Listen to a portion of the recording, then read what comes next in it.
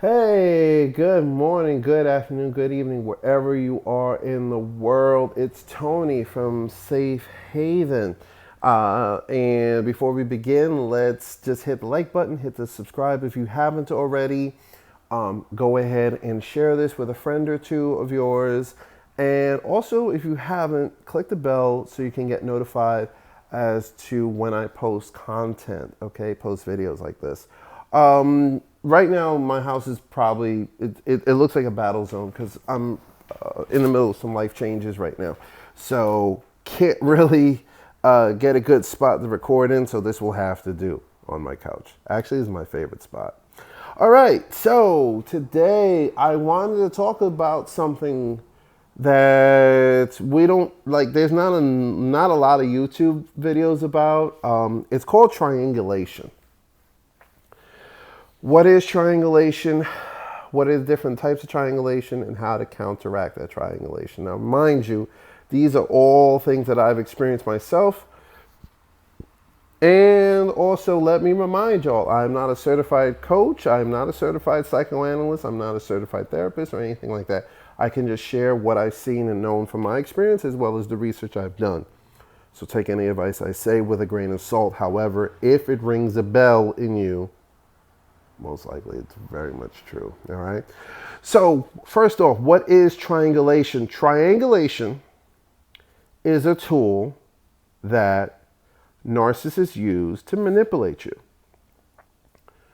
It also is in the toolbox along with gaslighting. Gaslighting is when they make you doubt yourself. Triangulation is when they make you doubt others. Okay? That's the most simple definition. Now, specifically, what is triangulation? Well, triangular, it has three parts to it, right? It's you, them, and another party. Okay? There is an exception to this, and I will get into that later. But for now, this is what I want you to focus on. There are three parts to this. You, them, and another party. And usually what they're doing is trying to get you against somebody else. Start doubting somebody else. Start looking at somebody else funny. Here's what they do. Say you have a friend, right? And you bring that friend over and they meet your narcissistic ex. And you guys sit down, you have dinner together, you go out together, whatever, and you're having a great time. It's like, ha ha ha, and it's great. And that friend goes home. Your narcissistic ex will come to you and say, if you're a guy and your friend was a guy, and let's say, with a narcissistic woman, they're like, that guy was checking me out over the dinner table. I think he likes me, right? Or they'll say things like, I don't think that person's really good for you. I don't think they're good for your character, right? Now, you may have been friends with this person for years. Y'all may have, grown up together, whatever the case may be. But this person is going to sow doubt into your mind. And they're going to be like, yeah, they were checking me out. Or like, oh, yeah, they were talking crap about you.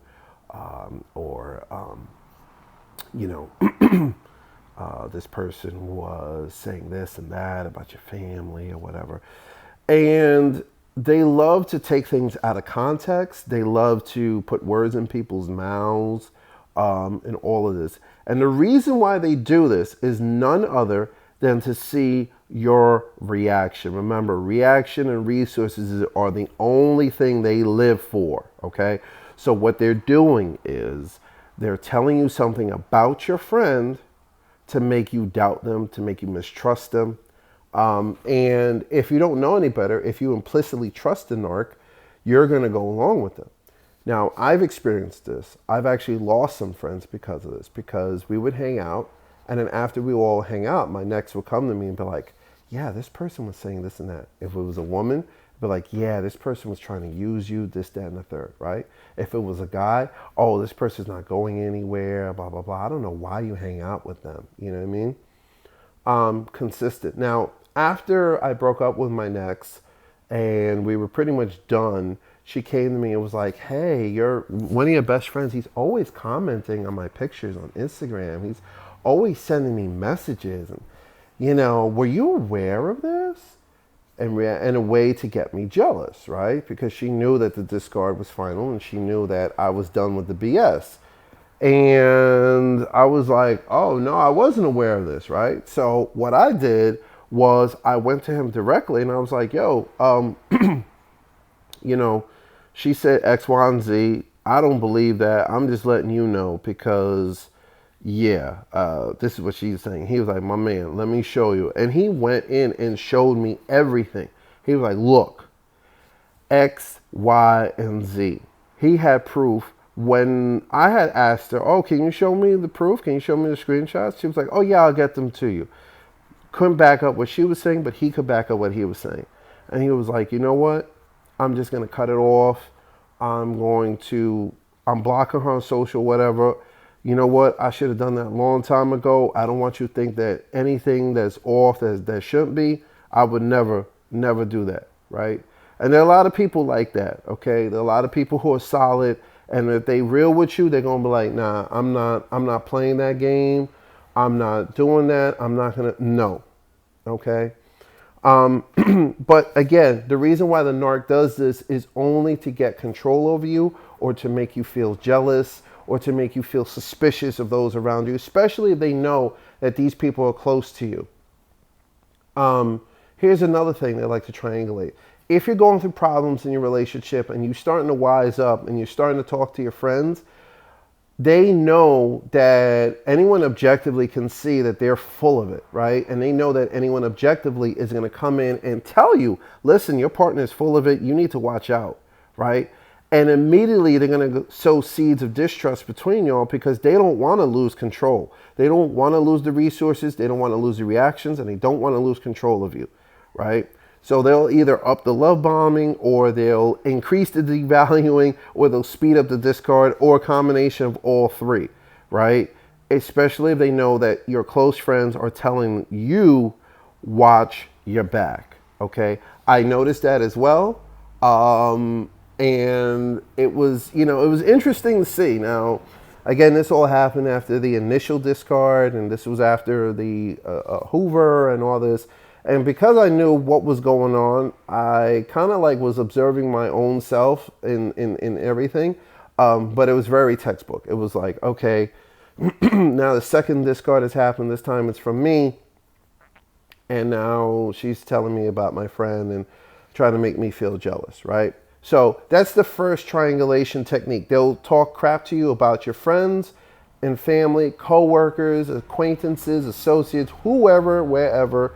Even your own kids, they'll use against you in order to get you to feel isolated, in order for you to feel jealous, in order for you to feel dependent upon them, right? Again, it's all about control with these people. Now, the next way they triangulate you is with potential suitors, right?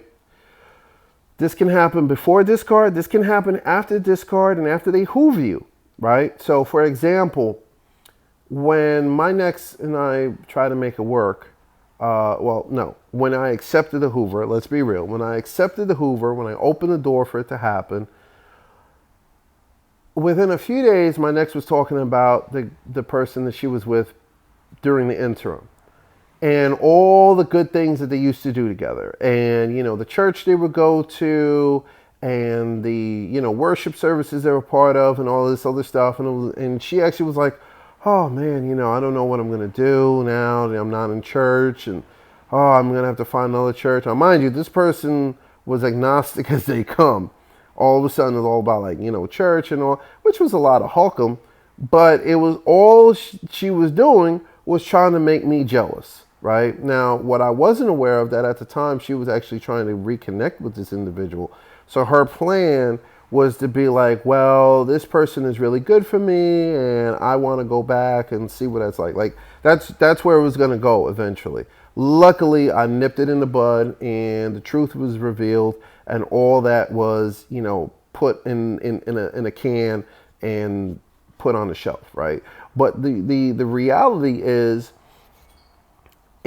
that she was using this as a way to make me feel jealous, to make me feel insignificant, to continue hurting me, even after I allowed her back in after a very public, very messy breakup, after something that was very savage, right?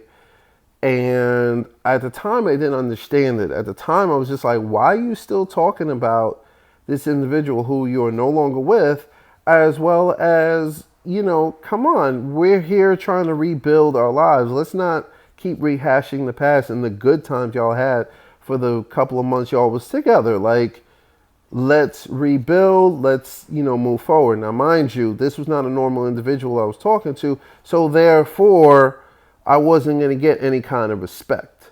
Okay? Now, in normal circumstances, normally you don't go back with an ex, period. It doesn't matter if they're a narc or not. If they decided to walk away from you, let them walk and don't take them back. Okay? Because whatever they thought was going to work out there didn't, and that's why they're coming back 99.9% of the time. So that's free game for everybody. And that applies to men, that applies to women. If your man or your girl dumps you, you let them walk, you don't take them back. It don't matter how hard it gets, right? Because at the end of the day, if they didn't think you were worthy enough to fight for and to stay with, they're not going to think that you're worthy enough to fight for and stay with now. You're just there because you're the only option, or because they're scared of being alone, or because they're, tired, or whatever the case may be. It ain't true love. It ain't because they seen the light of the error of their ways. Okay, that's just free game right there. So the triangulation of a next or narcissist person is they're going to make you feel insecure, and they're constantly going to be bringing up other potential lovers. I had also another next who not only did she reach out to my friends and openly flirt with them and try to arrange meetups and rendezvous, but she would talk about it afterwards, like, oh yeah, so-and-so, he's amazing and blah, blah, blah. And we were married and everything, and it was like, holy cow. Like, she would be up talking on, Facebook chat with a guy, like literally in front of me. I'd be laying in bed and she'd be on the computer laughing and giggling and all this. I'm like, I'm so sorry. He's just so funny, blah, blah, blah. But, I'll pull back and all this stuff, right? Again, it was all about control. It was to make me feel or doubt others, right? And I was just like, come on, really?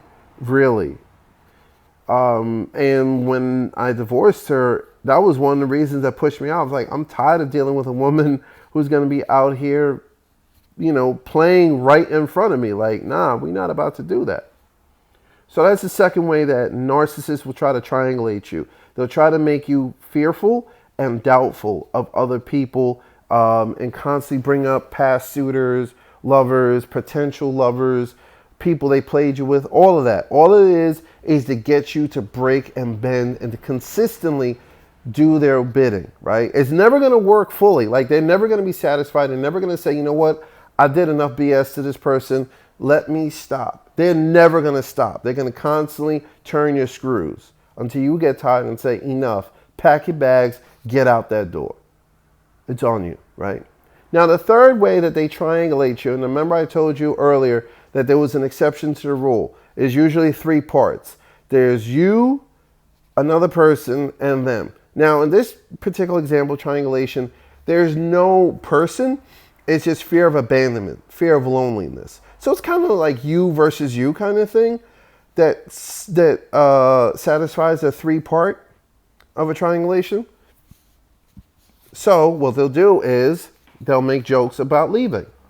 Oh, maybe one day I'll just pack my bags, right? Or you may have a minor fight.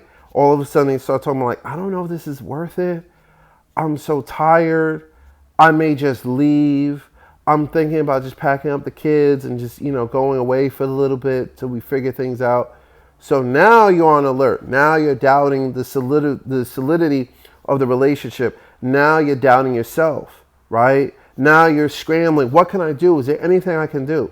My next started to do this about halfway into the relationship.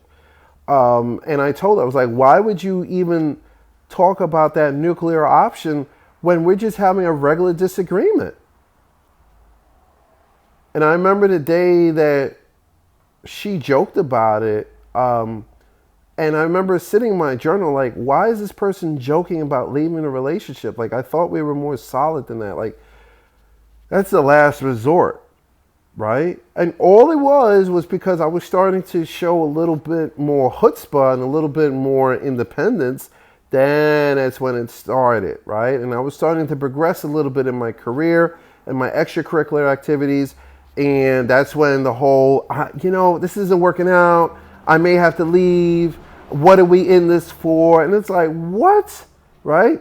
But that triangulation, that method, you versus loneliness, abandonment, is a very powerful tool. So now you're like, what can I do? I'm willing to work this out. Now, I remember specifically about a few weeks before she left, she did that with me again. The kids were all under our roof, and they were being a little rambunctious, but her mask slipped off one day, and she just exploded on everybody.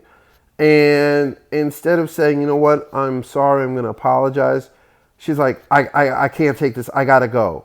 So she left, and then she came back about 2 hours later like, okay, I'm going to make this work, but I'm really, was thinking that I need some time off, but I'm going to make this work, right? And I looked at her and I said, whether you decide to stay or not, I have to stay intact for my children. They come first. And she was like, wow, I can't believe you said that. It's like, you don't care. It's like, no, it's not that I don't care. I care a lot about this relationship. In fact, the problem is I can't afford to get all willy-nilly and crumble just because you want to break out. Now, again, I wasn't aware of what I am aware now. That was a manipulation tactic. I thought it was like, well, she's just going through a rough time. We're all under a bit of stress, blah, blah, blah. So when the discard actually did happen, I didn't go and beg her. I didn't be like, please, please come back, right? And she told me later on, like, I was really upset that you didn't fight for me. I was really upset that you didn't go and beg me to come back. And I was like, I'm not begging anyone to stay. You're going to stay because you want to, not because I'm begging you, right? And that's another thing. Narcissists like to see you beg, like to see you hurt, like to see you in tatters. If they want to up and get out your life, you show them the door. You tell them, put your keys on the counter, take your stuff, and go. Don't linger. You want to be out? Be out. In fact, you got to be like that with anybody.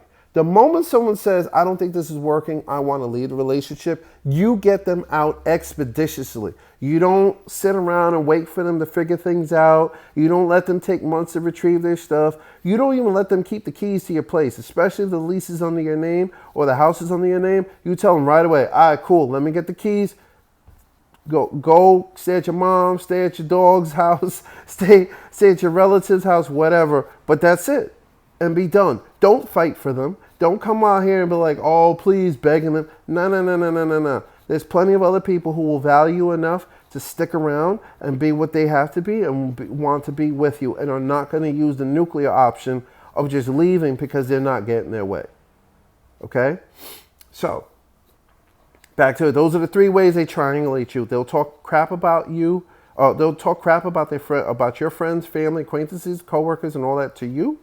They will try to use potential lovers or ex-lovers or suitors or whatever to try to make you jealous, to make you feel a certain way. And they will also try to use abandonment and loneliness to get to you. All right. I hope this video helps somebody. If there are other examples that I missed, put them in the comments. Let's talk about it. Some new survivors or new abuse victims, read the comments. People who've been in this for a while, please comment, share your stories, let people know that this ain't nothing new. This is all textbook, all right? In life, you're either going through it or growing through it, and I hope this helps you to grow through it. Y'all be blessed.